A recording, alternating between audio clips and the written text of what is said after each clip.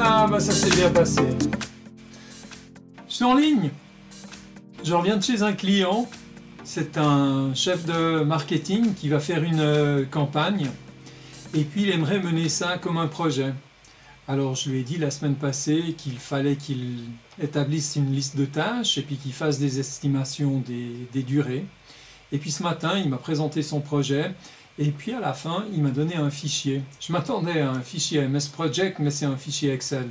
Alors on va regarder comment on importe Excel, les tâches faites sous Excel, directement dans MS Project. C'est Christian de Vision 6D. Le fichier qu'il m'a remis, c'est un fichier assez simple dans le sens qu'il y a une liste de tâches, il y a une colonne des durées, duration, et puis là-dedans, il a mis ses estimations. Il y a un truc que j'ai trouvé aussi qui est pas mal du tout, il a ajouté une colonne ressources, puis il a mis quels allaient être les départements qui étaient concernés. Alors on voit, il y a certains cas où à la fois il y a département marketing et informatique avec IT. Et puis, je lui avais demandé de numéroter les tâches, il l'a fait. Et puis, on va voir si on peut aussi importer la partie WBS. Au bureau, c'est quand même plus relax, hein, sans cravate, sans veste. Alors maintenant, si je passe dans la partie MS Project, ici, donc j'ai été faire Nouveau. Et puis, on voit qu'on peut ici créer un projet à partir d'un classeur Excel. Alors, on va aller voir ce qui va se passer. Donc ici, il me demande où se trouve le document. Ça se trouve dans ce répertoire. On voit qu'il n'y en a pas. C'est parce que le format à rechercher, c'est XLSX. Donc je recherche XLSX et ici, on voit, je retrouve le fichier en question. Donc j'ai ici un assistant pour l'importation dans MS Project qui vient de s'ouvrir.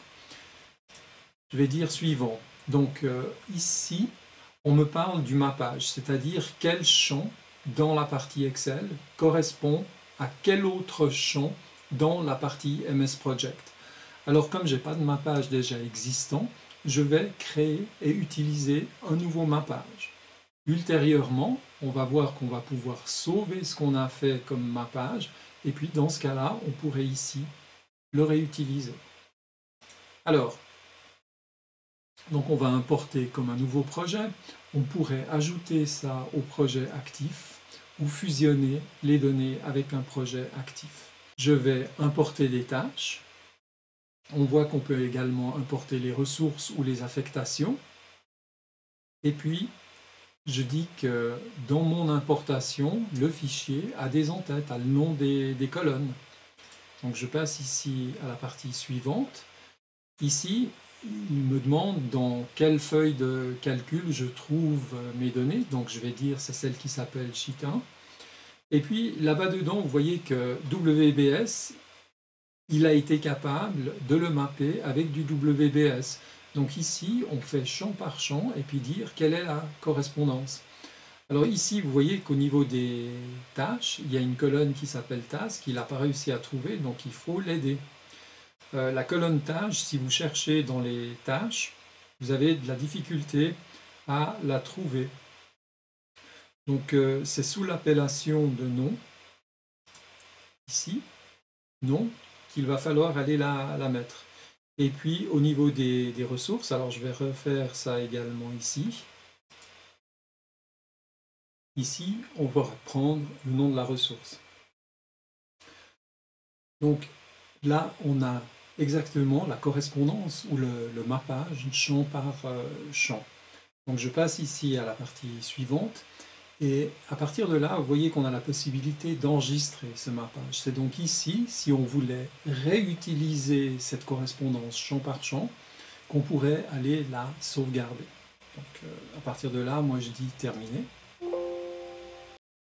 Mon système a refusé l'importation, me disant qu'il ne savait pas quoi faire. C'est parce que mon système est francophone et que mon fichier, lui, est anglophone. Ça veut dire que la définition de l'heure, de la journée, il ne sait pas les convertir. Donc, je vais passer mon système en version anglophone. Pour passer à la version anglophone, c'est relativement simple, il suffit de descendre dans les options.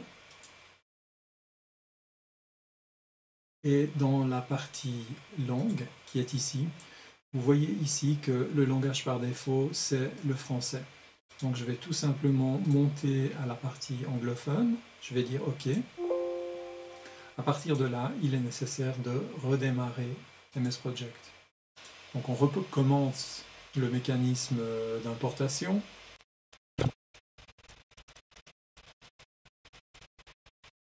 Donc on voit la particularité, c'est que quand on change de langue, le nom des champs change également. Donc on va passer plus loin maintenant, et puis on va voir ce qui se passe. Effectivement, l'importation a beaucoup mieux fonctionné. On voit que le fichier importé est intéressant dans le sens qu'on retrouve nos listes de tâches, on retrouve nos estimations, et puis, chose intéressante, on va retrouver nos ressources qui sont attribuées à chacune des tâches qui sont là derrière. Donc dans le diagramme de Gantt, on voit que le diagramme a déjà affiché l'ensemble des tâches, leur durée, et puis également les ressources qui leur sont attribuées. Maintenant, on ne voit pas apparaître le WBS. Pour ça, je viens en début de colonne et je vais ajouter une colonne WBS qui se trouve ici. Et donc on a bien notre numérotation qui est reproduite ici dans ce projet. Par curiosité, on peut également aller voir maintenant ce qu'il en est des ressources, ici, et on voit que 3 ressources ont été créées. Il s'agit du département marketing, de l'informatique et des ressources externes. Bien sûr, à partir de là, on devrait un petit peu plus élaborer, comme dans tout déroulement de projet.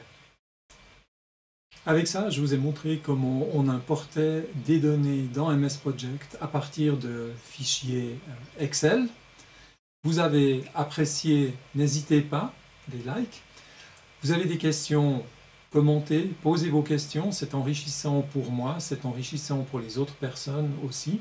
N'hésitez pas à partager la vidéo et puis abonnez-vous à la chaîne parce qu'il en viendra encore beaucoup d'autres. Il ne me reste plus qu'à vous souhaiter une bonne journée et à vous dire à tout bientôt. Allez, ciao ciao!